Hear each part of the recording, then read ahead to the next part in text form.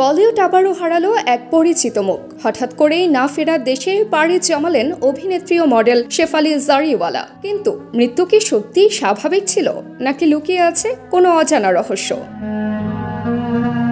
গত বৃহস্পতিবার রাতে হঠাৎ অসুস্থ হয়ে পড়েন শেফালি। দ্রুত হাসপাতালে নেওয়া হলেও চিকিৎসক জানান তিনি হাসপাতালে পৌঁছানোর আগেই মারা গেছেন। খবর ছড়িয়ে পড়তেই শোকের ছায়া নেমে আসে বলিউড অঙ্গনে।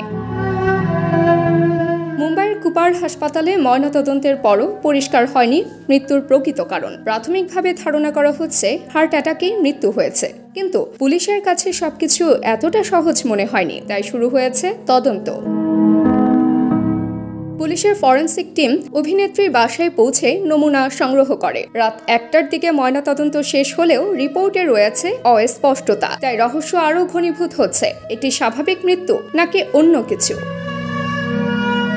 প্রথমে মডেলিং দিয়েই বিনোদন জগতে পা রাখেন শেফালি। প্রায় 35টির বেশি মিউজিক ভিডিওতে কাজ করেছেন। বলিউডে অভিষেক 2004 সালে মুঝসে শাদি কারোগে সিনেমায় একটি ক্যামিও রোলে। ব্যক্তিগত জীবনে বেশ কিছু চড়াই উতরাইয়ের মধ্য দিয়ে যেতে হয়েছে তাকে। 2002 সালে বিয়ে করেছিলেন, কিন্তু সেই সম্পর্ক ভেঙে যায় শারীরিক ও মানসিক নির্যাতনের কারণে। পরে 2014 সালে বিয়ে করেন অভিনেতা পরাগ ত্যাগীকে। বিগ বস 13তে একসঙ্গে দেখা যায় তাদের। একজন প্রতিভাবান অভিনেত্রীর এমন অপ্রত্যাশিত বিদায় ভক্তদের হৃদয়ে গভীর ক্ষত রেখে গেল। এখন দেখার বিষয়, তদন্তে উঠে আসে কিনা মৃত্যুর প্রকৃত সত্য। তাবাসসুম হক আনিকা, দৈনিক আওয়ার বাংলাদেশ।